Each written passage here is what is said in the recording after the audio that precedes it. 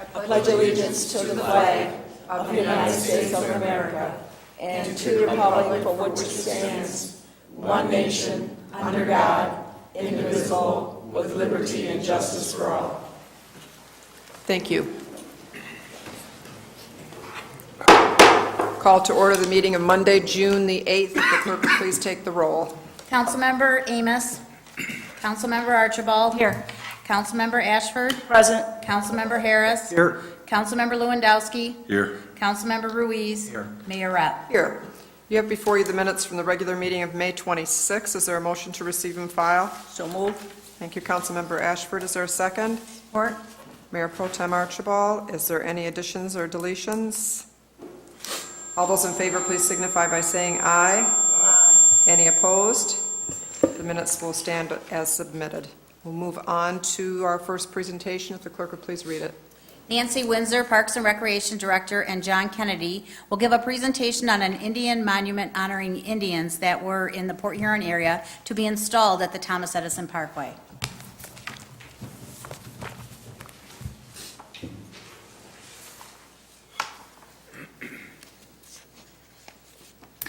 Mayor Rep and City Council, I would like to take this opportunity to introduce Mr. John Kennedy.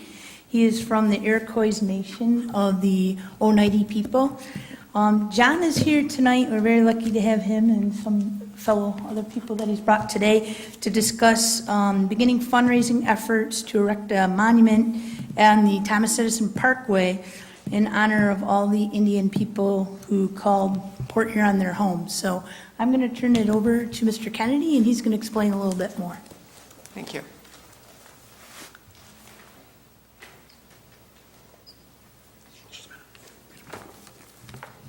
Good evening, Sigoli. I'm here tonight to present my idea of erecting a monument just north of the bridge, south of the flags, in honor of the Indian peoples that lived here in the past. It is our tradition to give each of the council a little gift, probably more meaning to me than you will be to use. It represents the Hiawatha beads. I won't tell you about that. You'll have to buy the book to find out. If you notice on the beads, there's 13 of them. It's significant to me because in this world there are 13 moons. I am of the Turtle Clan. There are 13 squares on the turtle's back.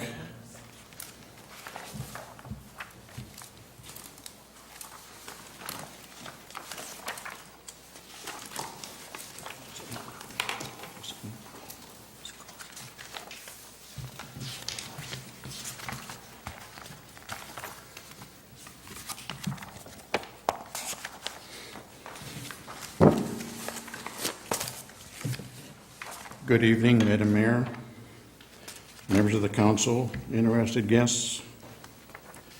My Indian name is Lottie Wadahos.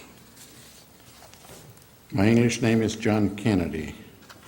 I am of the Haudenosaunee Nation, which means people of the Longhouse. You know me, you know us as the Iroquois Nation. I am of the Onondaga peoples. You know me as the Oneida people. Our people are originally from upstate New York, but I have called this area home for 51 years. I consider this area home. Myself and a few interested people would like to erect a monument in honor and remember the past lives of the Indian peoples who once called this area home. All through the past times, this area attracted a whole multitude of people because of the great hunting, fishing, and abundance of fresh water, things that fed the people and things that kept the people warm and dry. The abundance of trees supplied shelter and tools for hunting, fishing, and kept them warm on cool nights. Fertile land that allowed the people to grow the three sisters, corn, beans, and squash. A few of the reasons I would like to erect a monument in this location is visibility. In today's world, we as a society don't take time to remember the little things that make this country such a great place to live. We don't have to know everyone's name, but it would be nice to admit that there were people, actual people, that existed before yesterday. I was not born in this particular area, but I've lived in this area for the last 51 years, and it is a wonderful place to raise a family. One of the greatest things that our leaders have done is to create a nice big America that we can call each good spot, so we can call them home.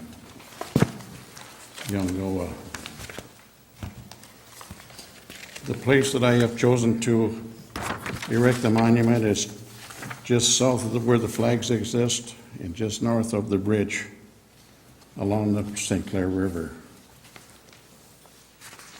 I have decided to keep my monument as close to nature as possible because in the years past,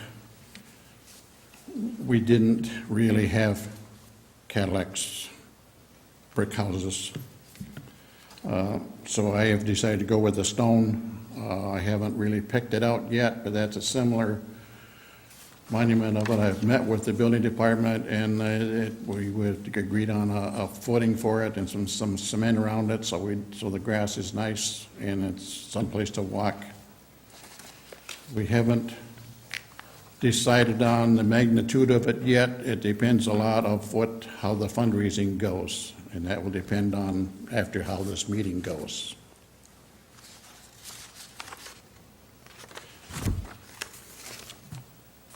I have sketched three drawings. What I would like to have on the rocks. I don't know if you have them before you or not, but it honors the past, the present, and the future. It's not decided yet on, but this is just my idea from when I first started to consider the idea of it.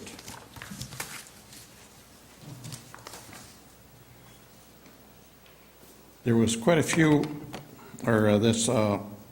articles I have are, I didn't give them to all of us, are from a lady that wrote some articles in the paper back in the 70s, Mitz, I think her last name was. And in one of her articles that states that in 1697, from the famous Mitchell map of 1755, we know that the Wyandots, the Hurons, the Iroquois tribes, and the Foxes, Miamis, Potawatomis, Mississaugas, and the Chippewas of the Algonquin stock all lived in this area. In more recent times, however, we are sure the tribes occupied the shores, and when the Treaty of 1807 was made, it was signed by 17 Chippewa chiefs, 5 Ottawas, 5 Potawatomis, 3 Wyandots. So there were a number of people that are known to have existed in this area. So I have with me today a council member from the Unitas over in London, Ontario. His name is Harry Dockstader, and if he would, I think he would like to address you with a few words, if there may.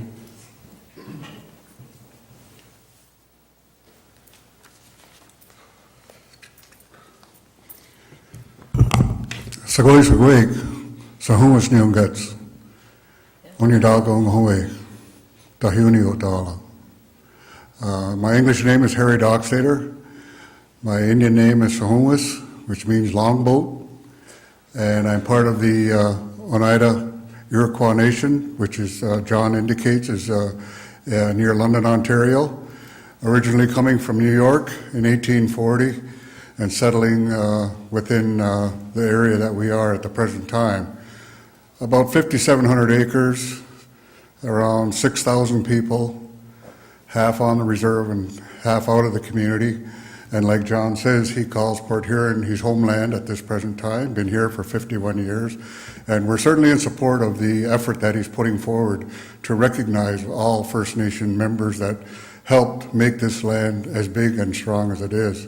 And certainly we'll be looking forward to assisting in any way we can to help him out, fundraising, whatever it may take, and certainly appreciate the opportunity to come forward to the Port Huron Council to support John and his effort to recognize those people that gave the maximum sacrifice, and also those that came home and gave the sacrifice here at home. But we are certainly, again, proud of all of those members that took the time and cared for the community, cared for the people, and put us where we are today.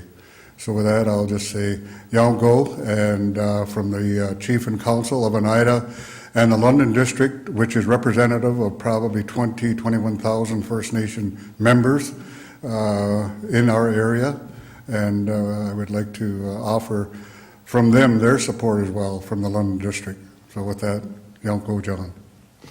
Thank you. Yalgo Council. Okay. Thank you. Very much. Mr. Kennedy? Are you looking for, I mean, I know you're looking for obviously support, but are you looking for permission to use the property, or? I'm sorry, yes, I am, yes. That's my main deal, is to get permission from you to erect my monument there, yes. Madam Mayor? Yes, I've Mr. Freed. worked with Mr. Kennedy now for, gosh, it's been almost, 6 months or more than that now, through the initial proposals of this. What I will do is I will work with Mr. Kennedy to draft a formal proposal and resolution authorizing essentially the fundraising for this to begin. You can expect that probably in June, your second meeting in June. We wanted to present it to you tonight so we weren't blindsided with it, so you had time to know what it's about before we brought a formal proposal and resolution to you. Well, I know you've been working on it because I've met with you also over the last year, I think, basically, that you've been working on this. And I do commend you for wanting to honor your heritage. So we'll look forward to that resolution, and I'm sure that's, but thank you for presenting tonight. Thank you. Thank you.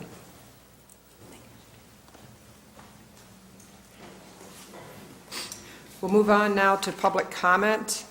This is the time when anybody in the audience, if they wish to address the City Council, they can come forward. If you give us your name, you have 4 minutes.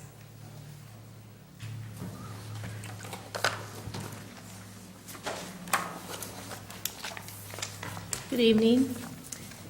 Jennifer Mahalik, 2606 20th Avenue, Port Huron, Michigan.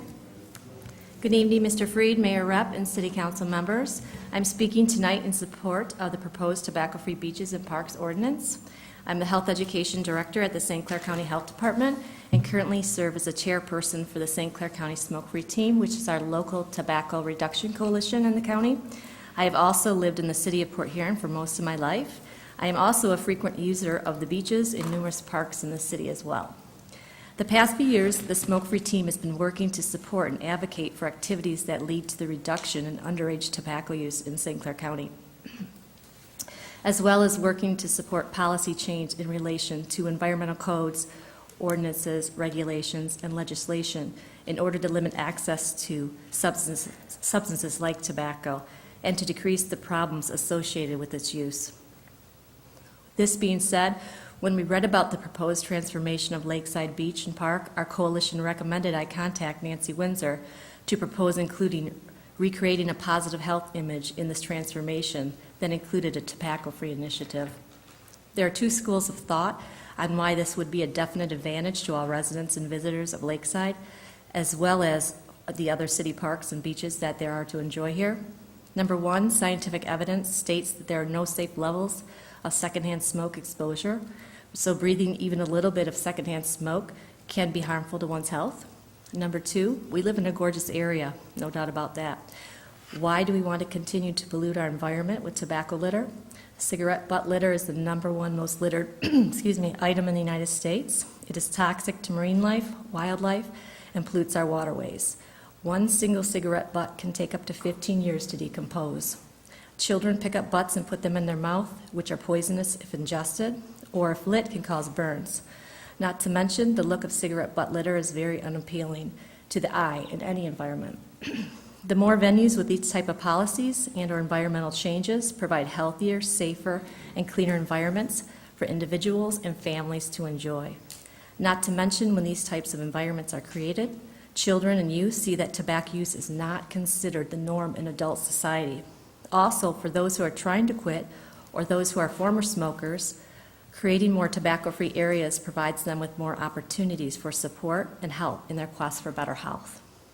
In Michigan, over 50 communities have already adopted policies such as the one presented, Enforcement is normally covered by community education and ends up being self-enforced when people know that there is a policy.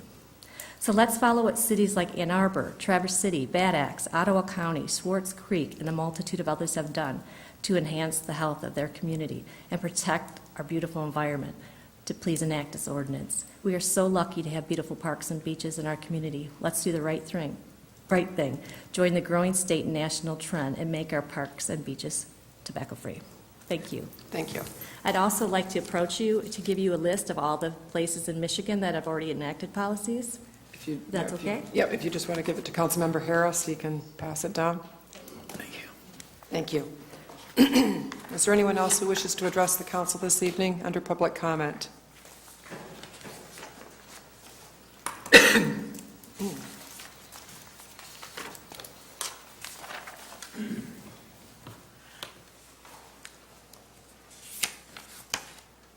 Dick Cummings of Boca, Michigan, Mayor, City Council, fellow citizens. I like to speak against the ordinance for the fact that there's a lot of I'm a non-smoking, first of all, and I believe that people who use tobacco and smokers should put the butts in the proper place and keep a clean environment as possible.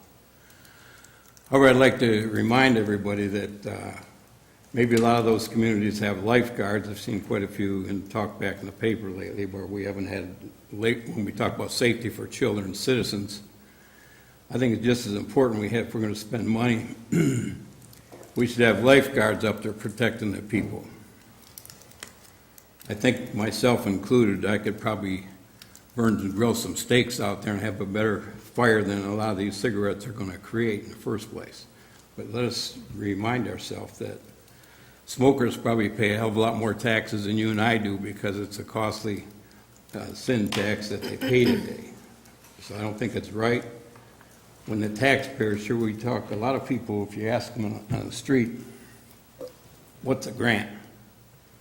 Let's all be honest, a grant is from taxpayers, Wallace, someplace in the country, okay? The taxpayers pay for these parks, and we talk about, we're always trying to get tourism to Port Huron. I'm sure a lot of those ball teams and that play in our park when they have tournaments and so on come to Port Huron and have these sports activities. I'm sure there's a lot of smokers there. So do we pay policemen or somebody to go out and police the situation, who's smoking and create problems, okay, which I think could really happen, okay, arguing about a cigarette in a park or a beach. And I just don't think it's right. I think it's too aggressive. I think smokers should put the butts where they belong. Maybe we need more receptacles around with some signage saying we appreciate if you're a smoker putting them in there or whatever. Or maybe designate a non-smoking area, but I think there's a hell of a lot of things in the communities out there, whether it be semi-trucks or whatever, create a lot more pollution than just a cigarette. Thank you. Thank you. Is there anyone else who wishes to address the council this evening? Yes, my name's Deborah Ramirez. I live at 2850 Wright Street.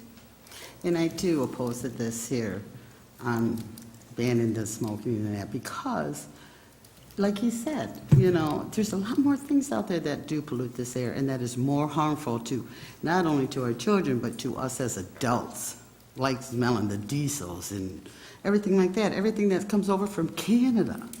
All of the pollution that comes from there is more environmental to ourselves than just cigarettes. I mean, I grew up on Lighthouse Beach all my life. Since a little girl, my children have grew up on that beach. And now to say, and I'm a smoker, I'm so sad to say it, but I do not leave my cigarette butts. People that I associate with do not leave their cigarette butts on the beaches or anything like that. We live between Lakeview and Garfield, right in Omar. Our little community right there are the ones that keep Lighthouse Beach cleaned. Our community, our little neighborhood there are the ones that go down and pick up the papers and trim the branches and everything, get ready for all the festivities that are going on. And to say it started out with, you can't go down to the beach after 10 o'clock now. My husband and I used to always go down there after he gets off work because he works long hours. To go down and have a nice swim, to relax for the evening was wonderful. Can't do that no more. And then there was the drinking, which, yes, I agree, because the post sign's posted. But nobody down at Lighthouse Beach that I've seen since I've been a little child growing up, and now I live right there, I don't understand it. I just don't understand it. Now you're saying we can't smoke, want to say we can't smoke either? I mean, I just don't get it. It's like I'm feeling like all of our rights are being taken away. I mean, we are responsible adults that go down there. The majority of the people that go down to the beach that I attend to are all responsible adults. We have our children, if we have our grandchildren down there, we make sure they're safe. And like Mr. Cummings said, there's no lifeguards. What happened to them? There was lifeguards ever since we were growing up. And now my grandkids go down there, there's no lifeguards. So we as adults have to make sure we're out there to watch our children. So I just don't think this here should be brought up, and I just think it should be forgotten. We pay the taxes, and of course, where we're living, we're paying a lot more high taxes than most people are. And for us taking care of it, I don't think we should have to stop smoking on the beach. That's all I got to say. Thank you. Is there anyone else who wishes to address the council this evening?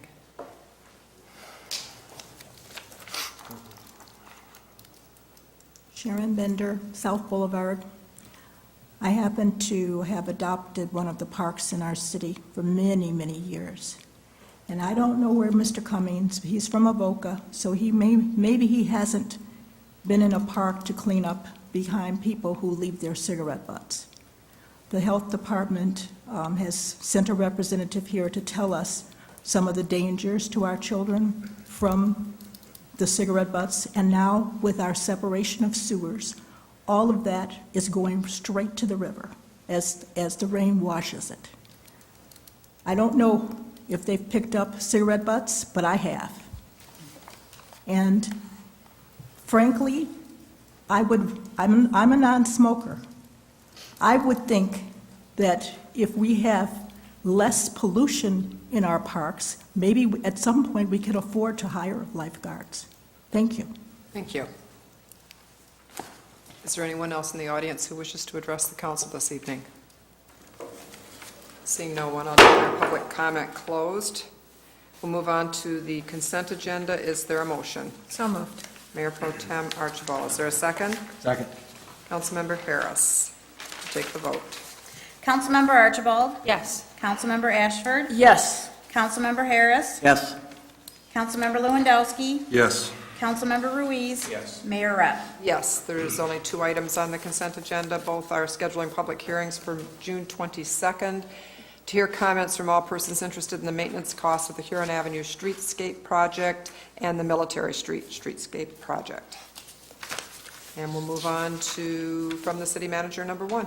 Is accepting the bid from TSBP Services Incorporated in the amount of $329,366 for rehabilitation of the Gratiot Avenue Sanitary Pump Station. Is there a motion? So moved. Councilmember Ashford, is there a second? Second. Councilmember Ruiz. Is there discussion?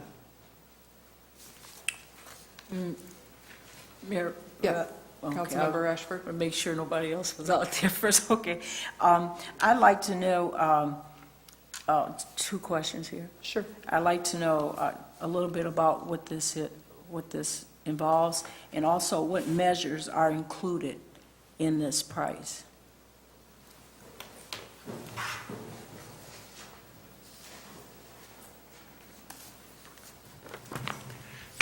Madam Mayor, council members, I'm Lenny Narrett.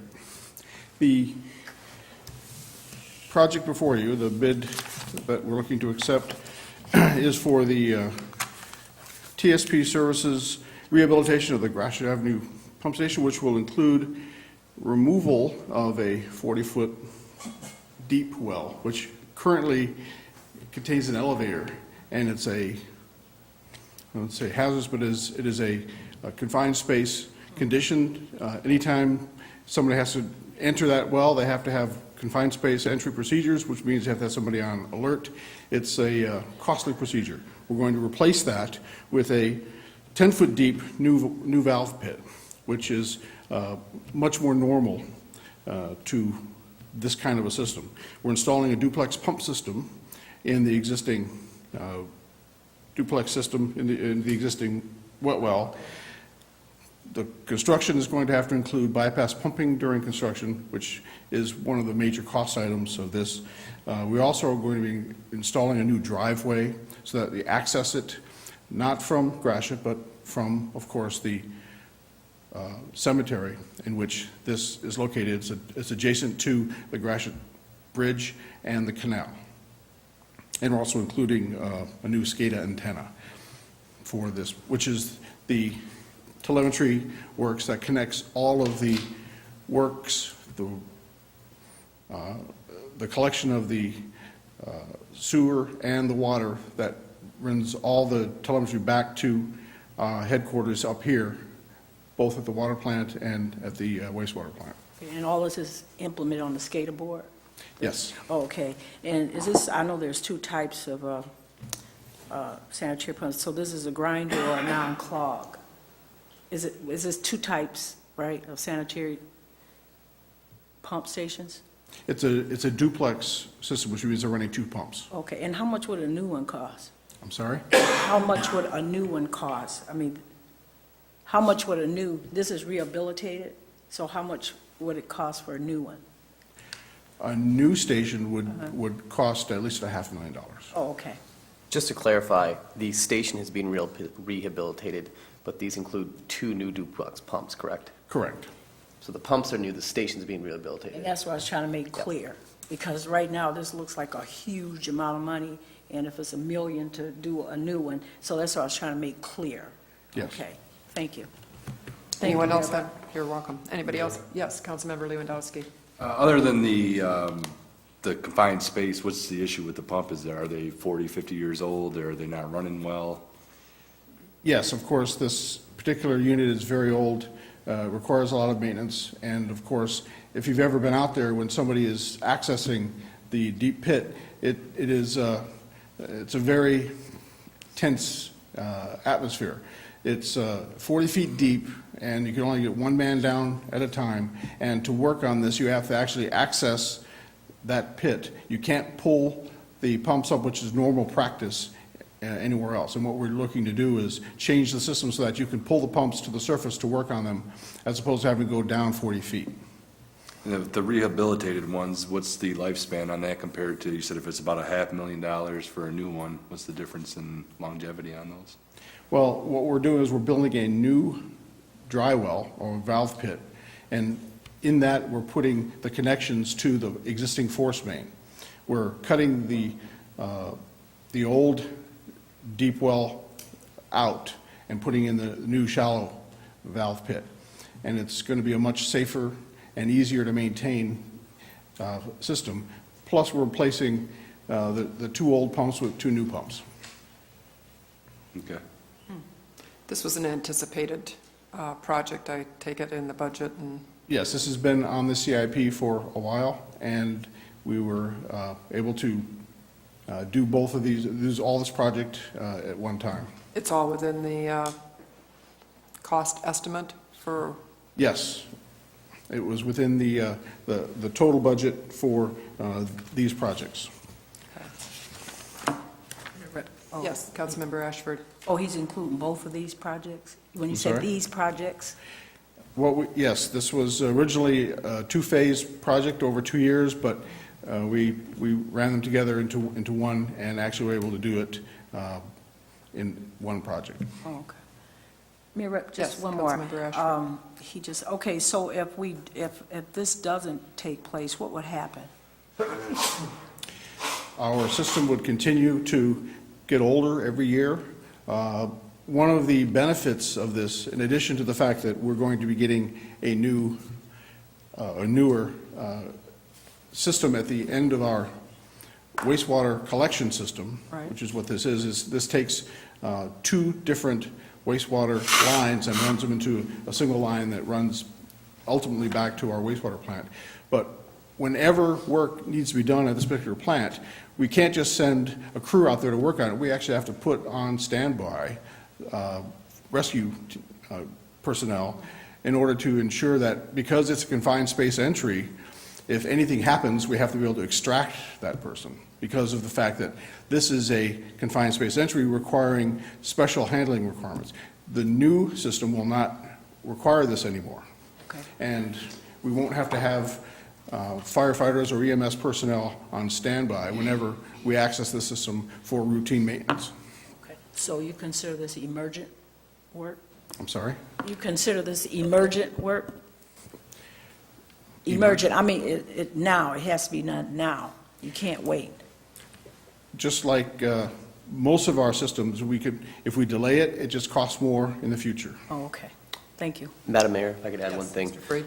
In addition to rehabilitating this asset, you don't want to wait till it breaks for a key piece of infrastructure like this, but also by replacing the pumps, those are two 15-horse duplex pumps, you're pumping hundreds of thousands of gallons a day of raw sewage, and the energy costs to pump that is quite expensive. And when your pumps are currently about 15 to 20% off spec rated, it's costing more money to perform the same level of pumping. So by putting in the new pumps, you have increased energy efficiency, which helps reduce operational costs over the long term. And so that's why these rehabilitation costs help us from paying more money for the same service, if that's correct. Mayor Rupp? Yes, Mayor Pro Tem Archibald. Do you by chance know what our annual cost of maintenance is currently? No, ma'am, but I can find that out for you. Thank you. Does anyone else have any questions? Thank you. We will take the vote. Councilmember Ashford? Yes. Councilmember Harris? Yes. Councilmember Lewandowski? No. Councilmember Ruiz? Yes. Councilmember Archibald? Yes. Mayor Rep. Yes, we'll move on to item 2 under the city, from the city manager. Is accepting the bid from Titus Welding Company in the amount of $455,500 for the primary clarifiers equipment replacement at the wastewater treatment plant. Is there a motion? So move. Councilmember Ashford, is there a second? Support. Archibald, is there discussion? Yes, Mayor Rep. Yes, Councilmember Ashford. I'd like to know the significance of this, and I know this primary clarifier, it produces sludge. I know about this, but tell us the significance of this, please. Thank you.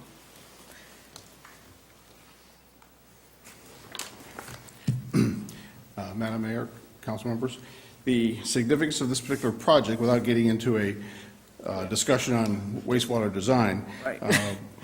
we are again combining several phases of operation here to get an economy of scale. We were going to be replacing this half in one year and half in the other, but because of the fact that these troughs that we're replacing as part of the primary clarifier are custom made out of fiberglass, we found that one company could actually build them and build all of them cheaper in 1 year than doing it half 1 year, then building new troughs for next year. So there's a mold that has to be made to replace these troughs, and we're going to be doing the entire primary clarifier at one time.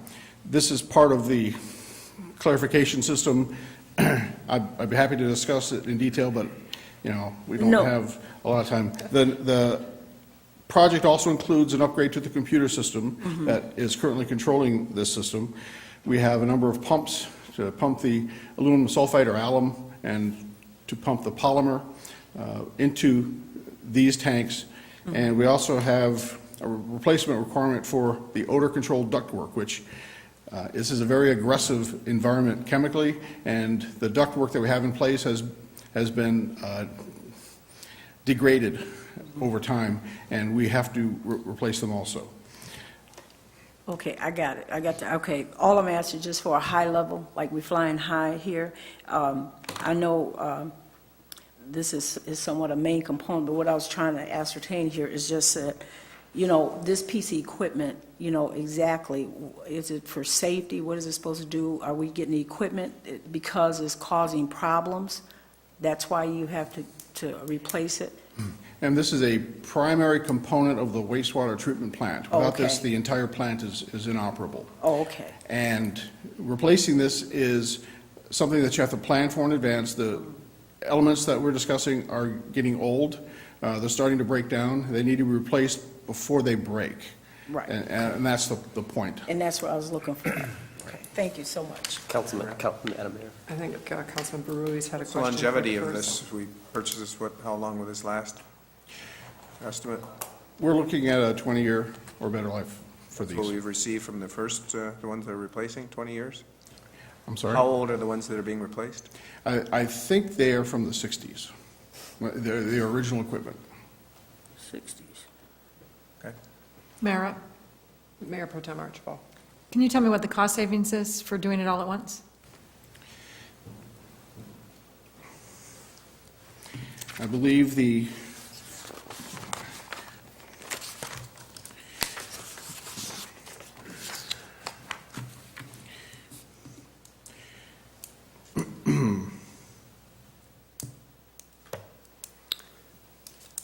If I can add to that while he's looking for the answer, we bid it cost out. savings is We bid it out is last year. roughly $44,000 by taking the two separate projects and running them together. Thank you. We had bid it out last year, and it did, in fact, did not come within the budget, and so that's why we held it off till this year to put them together. So that is the significance of when you guys do give us a budget, if we can't do a project within that budget, we hold off and find better ways. So that's why it wasn't done last year. It was outside the budget parameters. Also, back to the deterioration component, this is the heart, I toured the plant, Chief and I did actually a couple weeks ago, and this area of the facility is literally the harshest elements that you can possibly think of, where metal and steel just disintegrate based on what it's faced with, so it's pretty rough. Very aggressive environment. Yes, you have to shower after you visit. Hey, Rep. Yes, Councilmember Lewandowski. Just have one question, is why, if the old ones lasted 55 years, did this one's only planned on lasting 20? I was going to Just ask. telling you something conservative. We're hoping it will last longer than that, but that's the warranty that, we're expecting is a 20-year life. With proper care, they could last a lot longer. So 20 years is actually the warranty period, but like you said, it's no different than a furnace that you have in your home that lasts for 30 years, but it's probably only warranted for Correct. 10. Yeah. Any other questions? Just one last one. Yes, Councilmember Ashford. I don't want to jump, is that why is the primary clarifier, the study here was done as a result of this, that we have to pay for? Is that coincide with that? Yeah. Oh, I imagine okay. So, yeah. Yeah, okay. That one for you, it's for him. Thank you. Thank you. We will take the vote. Councilmember Harris. Yes. Councilmember Lewandowski. Yes. Councilmember Ruiz. Yes. Councilmember Archibald. Yes. Councilmember Ashford. Yes. Mayor Rep. Yes, we'll move to resolution number 1. Is authorizing 18 payments. Is there a motion? So moved. Mayor Pro Tem Archibald, is there a second? Support. Councilmember Ashford, is there discussion? We'll take the vote. Councilmember Lewandowski. Yes. Councilmember Ruiz. Yes. Councilmember Archibald. Yes. Councilmember Ashford. Yes. Councilmember Harris. Yes. Mayor Rep. Yes, we'll move to number 2 under resolutions. Is approving the agreement with the Michigan Recreation and Park Association for a $10,000 grant to support out-of-school time programs for children during the summer months as part of a partnership with the Port Huron Schools. Is there a motion? So moved. Mayor Pro Tem Archibald, is there a second? Second. Councilmember Ruiz, is there discussion? We will take the vote. Councilmember Ruiz. Yes. Councilmember Archibald. Yes. Councilmember Ashford. Yes. Councilmember Harris. Yes. Councilmember Lewandowski. Yes. Mayor Rep. Yes, item 3 under resolutions. Is approving the application from Port Huron Citadel LLC for a neighborhood enterprise zone known as EZ. It's a rehabilitation certificate for 609 Huron Avenue. Is there a motion? So move. Councilmember Ashford, is there a second? Second. Councilmember Harris, is there discussion? Could I just ask if we know when they're going to be starting on that?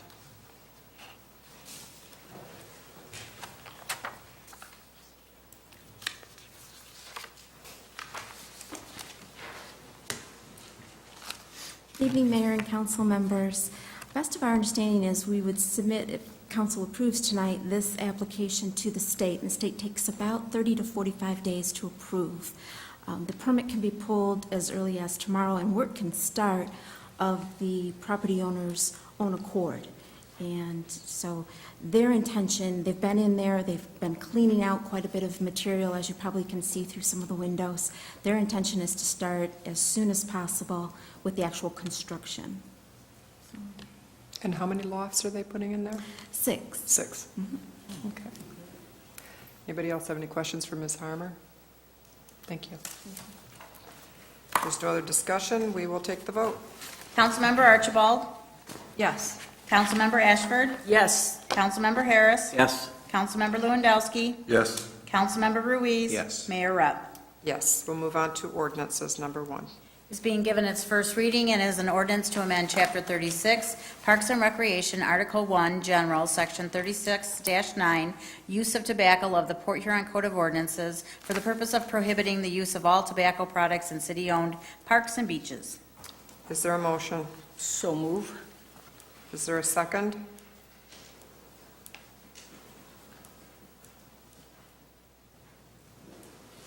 Is there a second? Mayor, I'm not sure the order, but I would like to,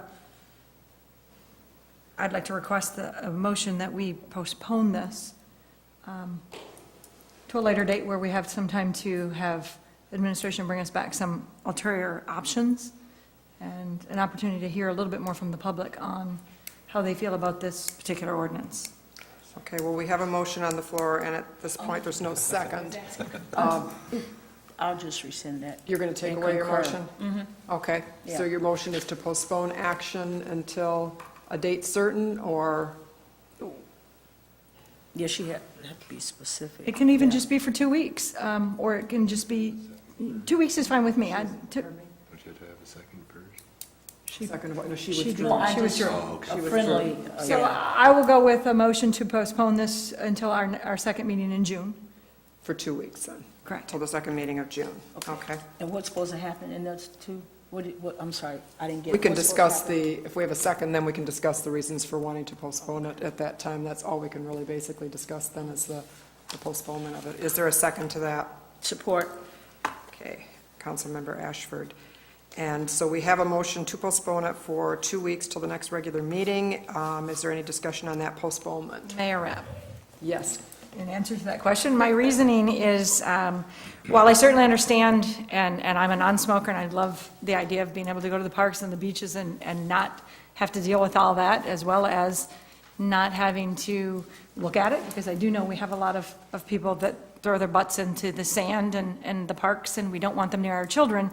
I wonder if this isn't just very far-reaching, and maybe we need to look at something like a designated smoking area, more receptacles, maybe even not make it widespread to all parks and beaches. I'm concerned about the ball diamonds and the ball players coming to town and how they're going to perceive this, and is that going to hinder future ball tournaments and things like that as well. So I just feel that there's got to be some other options, some other things that we really could look at. Doesn't mean we may not decide to do this in 2 weeks, but I would like the opportunity to look at other things as well as hear more than just in a 3-day period, what the public has to say about this particular proposal. Madam Mayor, we brought this for you tonight. This is one of those things. It's a strict. It's a public policy document, and really, the administration comes with no recommendation. We can shape this however you want. We are having issues at Lakeside Park. We're having issues with hookah, tobacco, heavy use. It's a very dense population during the summer days. So that's really what's driving behind this. We can bring you back a host of options. We can narrow it down to be site-specific to certain parks. We can narrow it down to be within a certain distance of a playground or a ball field. Over the next 2 weeks, though, it will be helpful to hear from you guys directly what you would like. We could do nothing, which is what we've done for a while. That's fine. We can do it to just Lakeside Park or to just areas where there's playgrounds or however you want to do it. So we do not come with any formal recommendation. We will shape this however you all desire. We know that there's pros and cons, and both people who heavily support it and heavily oppose it. I recognize the issue with the ball tournaments. Probably a conversation we should have as well with the tournament organizers. So really, be thinking about this. I can't just bring you options unless I know what you so desire. So please be vocal. Please contact us and tell us how you want us to proceed, and we'll try to shape a document around that. If it's just if it's just Lakeside Park, that's the major concern right now, we probably can be site-specific with the ordinance. So that's always an option as well. But to be aware of what's going on with us, we're having issues where we have heavy populations, we have people smoking, we have hookah groups doing hookah in the park. You have that in very close proximity to children. It's not just secondhand smoke, but it's also, do we really want to expose our children to that type of atmosphere? We have different parks around the city where, again, we have people smoking at a playground set. Is that something that we find acceptable? I will be very honest with you, no matter what option you choose, enforcement, it will be questionable at best. We have to prioritize where we put our resources, and we do not anticipate officers will be driving around the parks looking to cite people for smoking. It's almost unenforceable.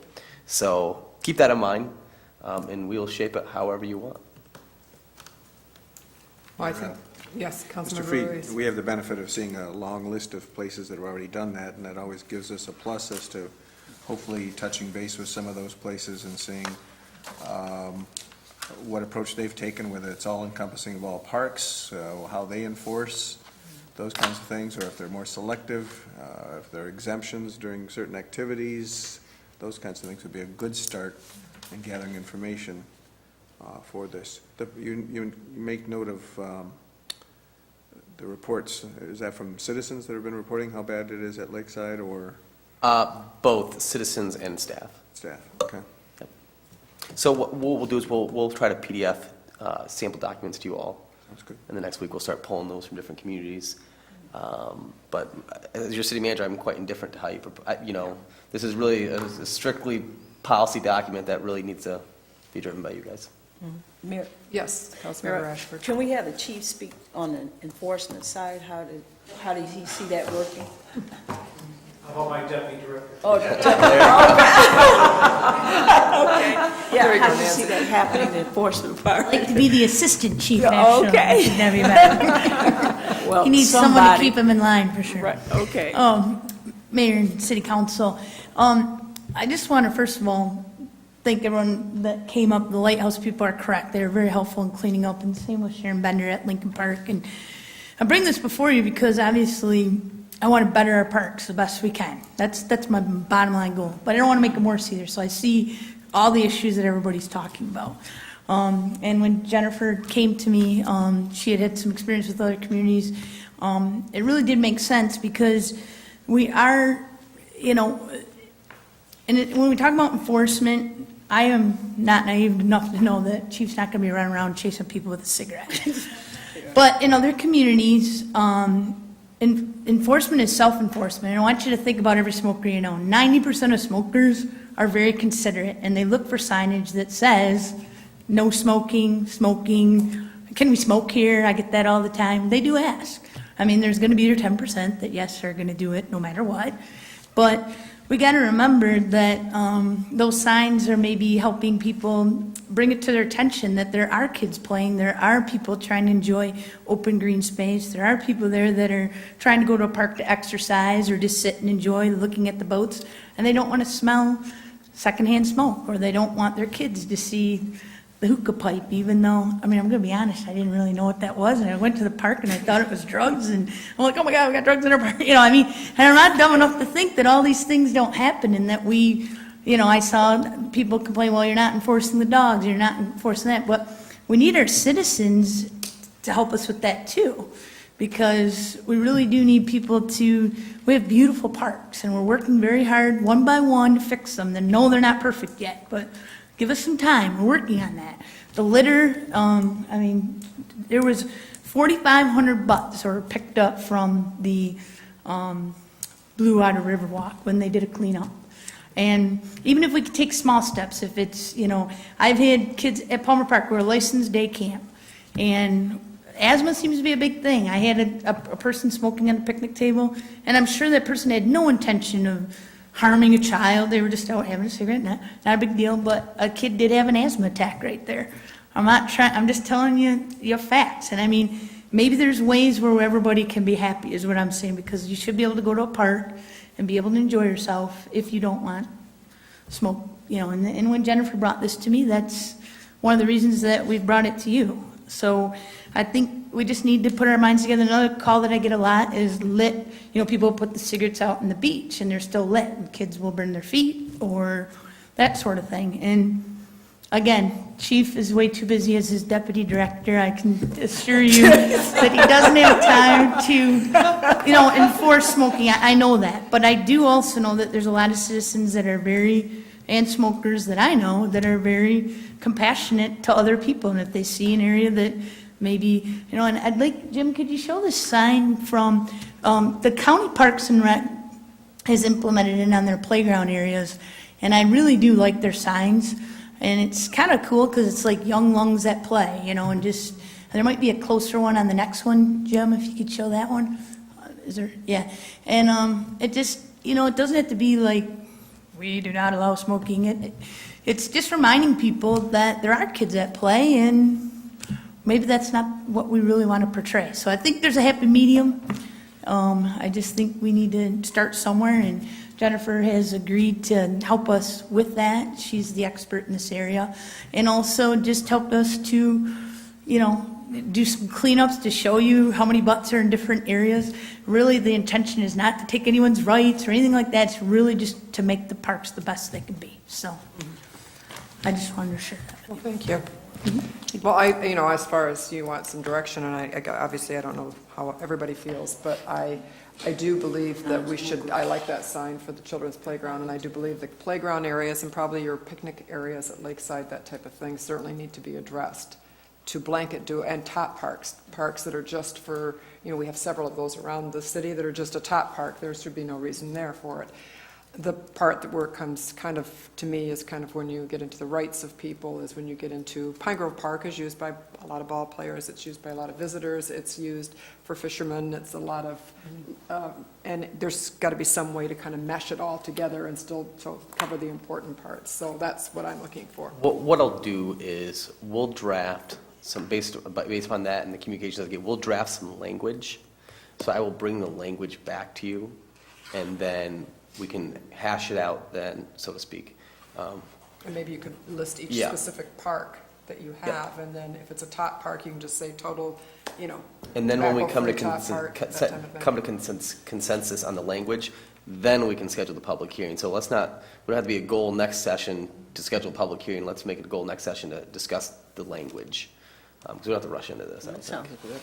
Well, you've got to have 2 readings for your ordinance anyway, so even if you bring it forth with language at the next one, it's still going to be the following meeting before you would have anything adopted anyway, so. Absolutely. Okay, so we do have a motion on to postpone it till the next meeting, as if no one else has any discussion, we'll take the vote on postponement. Councilmember Ashford? Yes. Councilmember Harris? Yes. Councilmember Lewandowski? Yes. Councilmember Ruiz? Yes. Councilmember Archibald? Yes. Mayor Rep? Yes, that concludes our agenda. I'm trying to think if we don't have any announcements on here. I know that Art on the River is being held this coming up weekend, I believe. Other than that, I'm not sure what other events are going on, but if there's anything that anybody would like to bring to the table or any other things, if not, entertain a motion to adjourn. And real quickly, Madam Yes. Mayor. I would just encourage, a lot of good questions tonight about the pumps and the clarifier system. I would encourage, I know a few council members have taken tours of the facilities, but Mr. Lewandowski, you've taken a tour of the wastewater plant, and Councilman Harris has, I have. At any time, if you would like to take an afternoon and get an in-depth tour of the wastewater plant and the water treatment plant, we're a $100 million, $90 million operation, and that's $30 million of our operations. A good chunk of our operations is the utilities.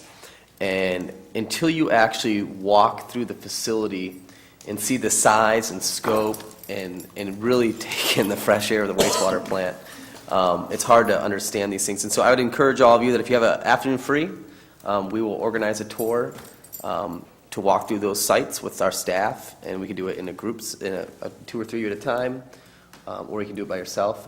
I've done it. It was very enlightening. I took Chief Reeves through a couple weeks ago, and it'll change your perspective just how large it is. We're working to get a video tour set up so we can put it online, so the community is able to see what the inside of our facilities look like and just how vast it is.